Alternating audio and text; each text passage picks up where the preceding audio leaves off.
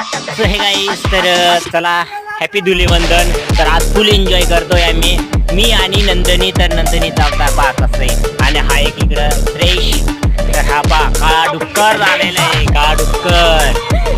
Happy Dhulivandan. तर चालेल गाईस.